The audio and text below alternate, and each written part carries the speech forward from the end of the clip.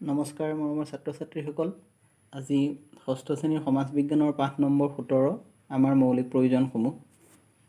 এই পাঠটো আমি অকণমান আলোচনা কৰিছোঁ, লগতে প্ৰশ্নোত্তৰখিনিও আলোচনা কৰিম। মানুহ হিচাপে আমাক জীয়াই থাকিবলৈ বিভিন্ন ধৰণৰ বস্তুৰ প্ৰয়োজন হয়, যেনে আহাৰ লাগে, কাপোৰ কানি লাগে, বাচন বৰ্তন লাগে, দা কটাৰী লাগে, কোৰ কুঠাৰ লাগে, চকী মেজ লাগে, ঘৰ দুৱাৰ লাগে, খেলিবলৈ বিভিন্ন ধৰণৰ সামগ্ৰী লাগে, ফুটবল লাগে, লুডু গুটি লাগে, চলাবলৈ আমাক চাইকেল লাগে, মটৰ চাইকেল লাগে, চাবলৈ টিভি লাগে, ৰেডিঅ' লাগে। এই বিভিন্ন ধৰণৰ বস্তু আমাক প্ৰয়োজন হয়। কিন্তু বিভিন্ন বস্তুৰ প্ৰয়োজন হ'লেও এনেকুৱা কথা হয় যে কিছুমান বস্তু আমাৰ নহ'লেও আমি জীয়াই থাকিব পাৰোঁ।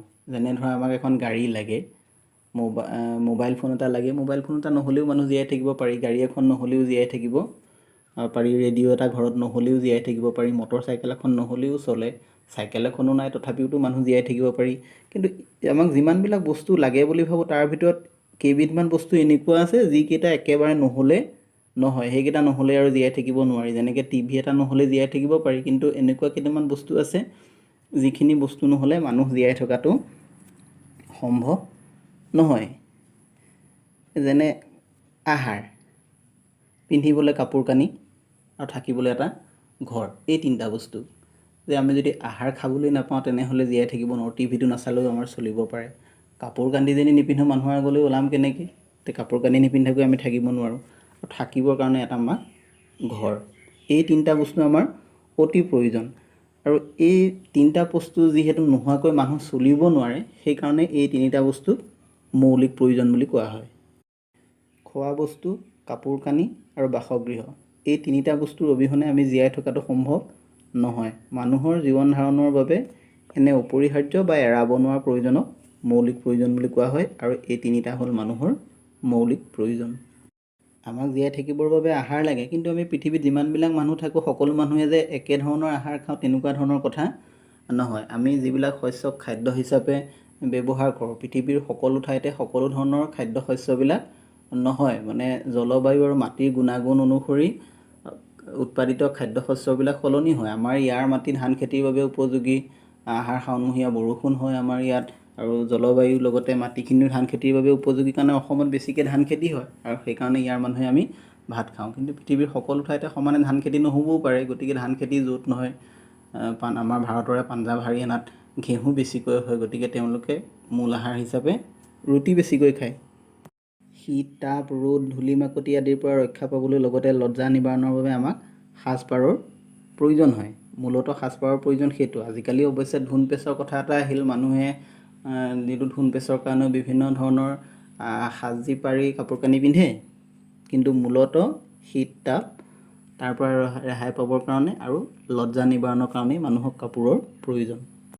পৃথিৱীৰ সকলো ঠাইৰ মানুহে যেনেদৰে একে আহাৰ নাখায়, ঠিক তেনেদৰে কিন্তু কাপোৰ কানিৰো সলনি হয়। জাতীয় পৰম্পৰা, ধৰ্মীয় বিশ্বাস, ভৌগোলিক অৱস্থান, জলবায়ু, বৃত্তি, সৌন্দৰ্যবোধ আদিৰ ভিন্নতাৰ বাবে মানুহৰ কাপোৰ কানি বেলেগ বেলেগ ধৰণৰ হয়।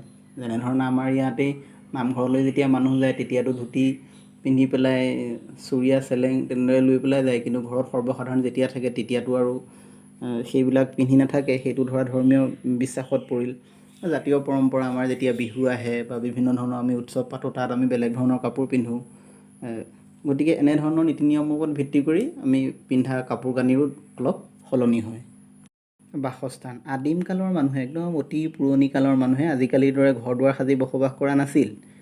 বনৰীয়া জীৱ জন্তু, শীত তাপ, ৰ'দ বৰষুণ, ধুমুহা আদিৰ পৰা ৰক্ষা পাবলৈ মানুহে এই পৰ্বতৰ গুহা বা গছৰ খুৰুং, ডাঙৰ গছৰ তলত এইবিলাকত আশ্ৰয় লৈছিল।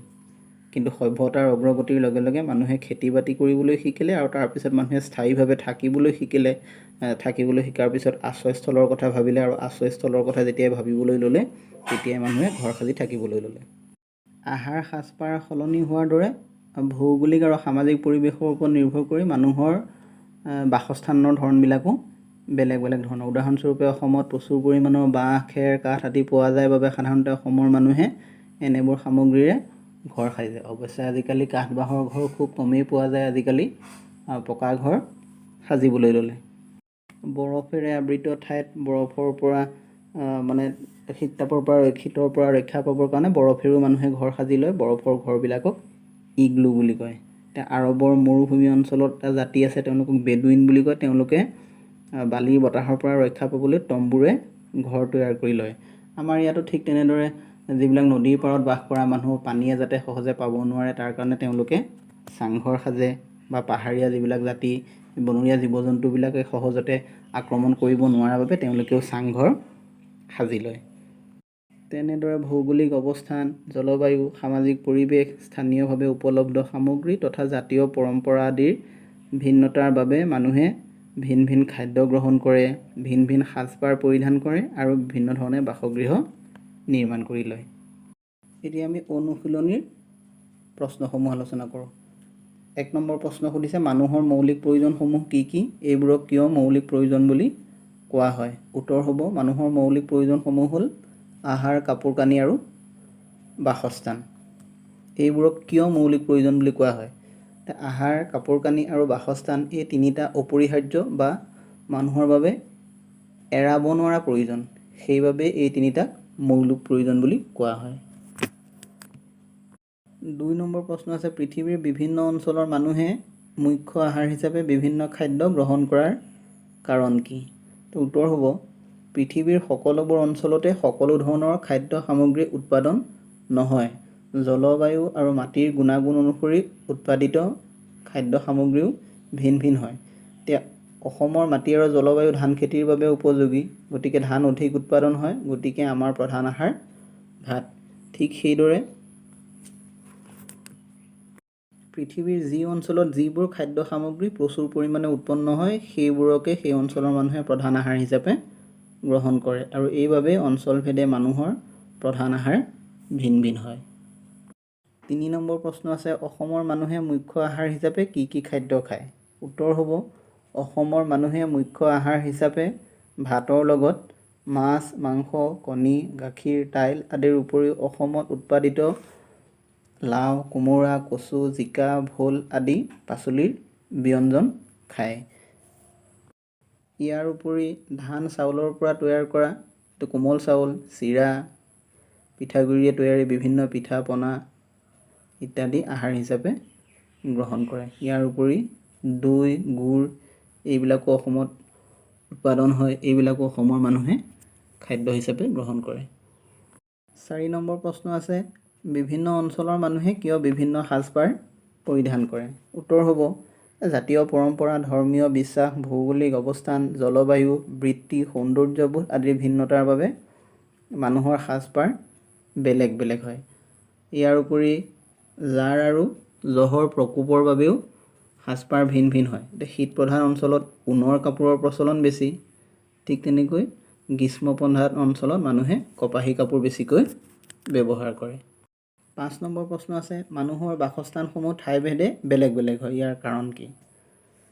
উত্তৰ হ'ব, ভৌগোলিক আৰু সামাজিক পৰিৱেশৰ ওপৰত নিৰ্ভৰ কৰি মানুহে বেলেগ বেলেগ প্ৰকাৰৰ ঘৰ সাজে।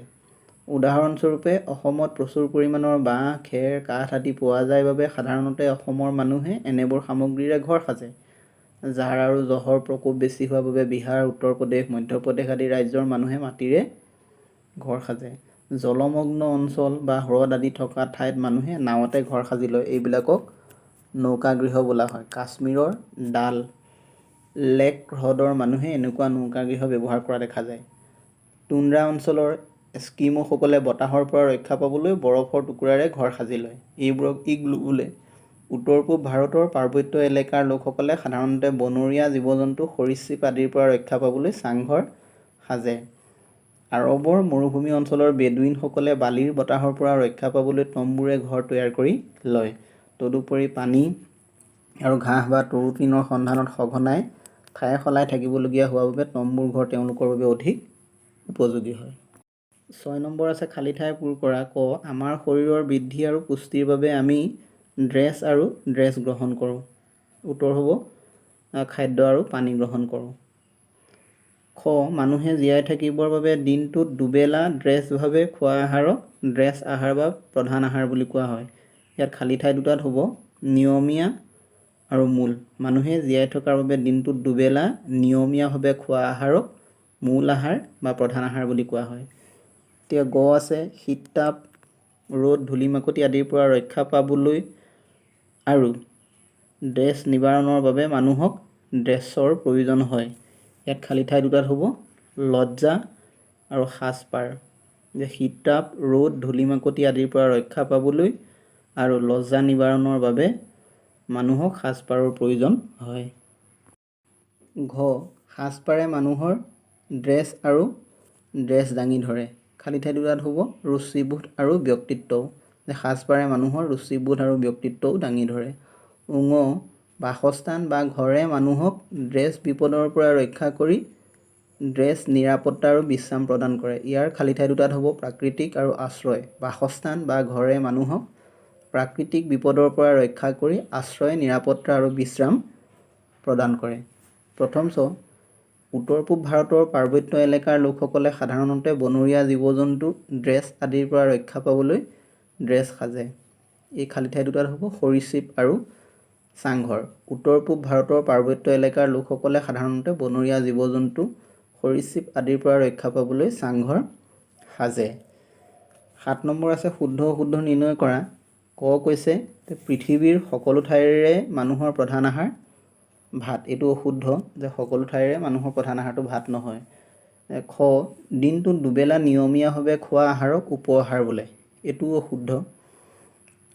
গ সাজপাৰ অবিহনে সভ্য জীৱন যাপন সম্ভৱ নহয়। এইটো শুদ্ধ। তো ঘ গ্ৰীষ্মপ্ৰধান অঞ্চলত কপাহী কাপোৰৰ প্ৰচলন কম। এইটো অশুদ্ধ। গ্ৰীষ্মপ্ৰধান অঞ্চলৰ মানুহে বিশেষকৈ বেছিকৈ কপাহী কাপোৰ ব্যৱহাৰ কৰে। তো ঙ মৰুভূমি অঞ্চলৰ মানুহে ইগলু সাজি বসবাস কৰে। এইটো অশুদ্ধ। মৰুভূমি অঞ্চলৰ মানুহে ইগলি নাসাজে। ইগলু এই বৰফৰ মাজত থকা মানুহেহে সাজে। এইটো হ'ল অশুদ্ধ। তো প্ৰথম চ উত্তৰ পূব ভাৰতৰ পাৰ্বত্য এলেকাত চাংঘৰ দেখা যায়। এইটো শুদ্ধ, যে উত্তৰ পূব ভাৰতৰ পাৰ্বত্য এলেকাত চাংঘৰ সাজে, বিশেষকৈ বনৰীয়া জীৱ-জন্তু, সৰীসৃপ এইবিলাকৰ পৰা ৰক্ষা পাবৰ কাৰণে। এইটো শুদ্ধ। মৰমৰ ছাত্ৰ ছাত্ৰীসকল, এই পাঠটোত আমি ইমানখিনি আলোচনা কৰিলোঁ, প্ৰশ্নোত্তৰখিনি আলোচনা কৰিলোঁ। আৰু তোমালোকে এই ভিডিঅ'টো চাই যদি ভাল পোৱা, কামত আহে বুলি ভাবা, অনুগ্ৰহ কৰি মোৰ চেনেলটো ছাবস্ক্ৰাইব কৰি দিবা। ধন্যবাদ।